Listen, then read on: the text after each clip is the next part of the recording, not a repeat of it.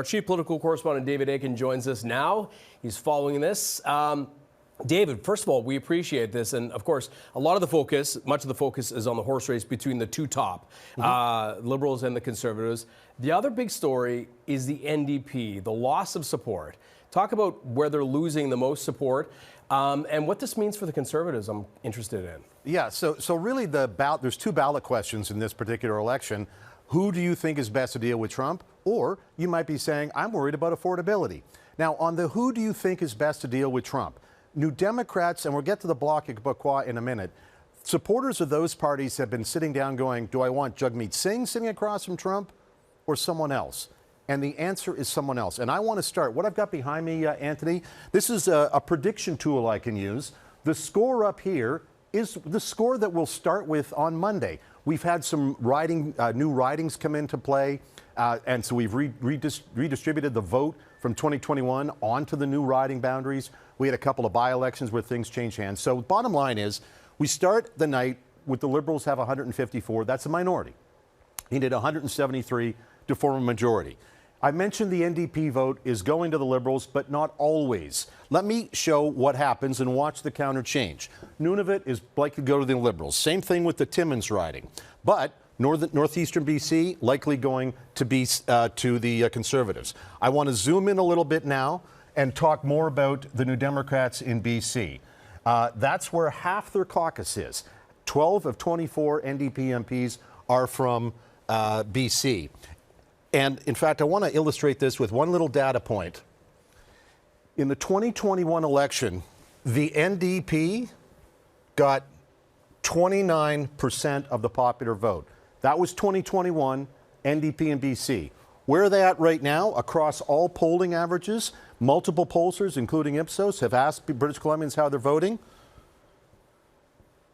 They're down to 14%. You don't lose half your support and expect to see much orange on the board. And in fact, we do not expect to see much orange on the board. Some goes to the Conservatives, particularly stuff Vancouver Island, North Vancouver Island, boom, there we go. And now 156, 133. The Liberals, though, are likely to take that NDP seats in Vancouver. That includes Jagmeet Singh's seat. That includes Don Davies, Peter Julian. 1, 2, 3, 4, 5. That's it. The NDP are not winning anything in BC. Let's take a look elsewhere. In Edmonton, for example, we've got two seats that the NDP hold. Right now, one of them, Edmonton Strathcona, is trending Conservative, and so is the other one, Edmonton Greba. So there's a couple of losses, and we can see the score sort of tightening there.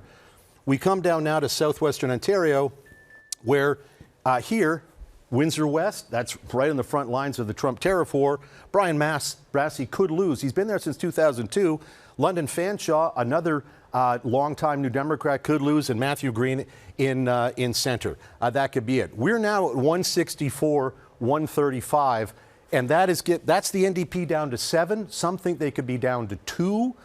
This is the result, or the math that happens when the NDP vote collapses, some to the Conservative, most to the Liberal. But right now, we haven't even talked about Quebec. There's going to be change there. And the Liberals are less than 10 from a majority government. That is fascinating, isn't it? Because just as I mentioned in the intro, David, they were eyeing official opposition status. Now they may be looking at official party status, which is a big problem. They would lose. Official party status was 12. I don't know if they were ever going to be official opposition. The Bloc was probably still going to be bigger than they were. But nonetheless, they probably could have grown their caucus. And right now, they're a long way from being a recognized party. And again, they'd be without their leader. Jagmeet Singh does not look to hold his seat at Burnaby Central. Interesting. So you mentioned the Bloc Québécois. They've proved to be the wild card in many elections. How are they faring this time around? Again, the same question for a lot of Bloc Québécois supporters. Do I want Yves-François Blanchet or someone else dealing with Trump? Answer is, it was early in this campaign someone else. So the Bloc is showing a little bit of strength. The Conservatives, too, around here could show some strength. This is the Quebec City region. The Conservatives are favored 1, 2, and a little bit further down the St. Lawrence River into Trois-Rivières. Score 164-38. Conservatives still have a lot of room. They still got to make up.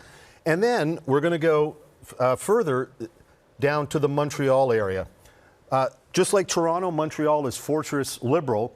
but it looks like that fortress could go. There's a couple of seats just on the outskirts of Montreal that are likely to turn to the red team. I'm trying to find also the point deal there. So now we're 169, 138. The Bloc has lost about 8. They could lose 10.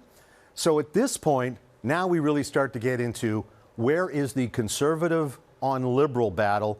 That gets us to the GTA and, incredibly, gets us to Alberta. Yeah, the rest of the country may not love it, but the GTA, incredibly important this election, as it is, historically. David, we always appreciate this. Thank you so much. Good luck on election night. That is our chief political correspondent, David Akin.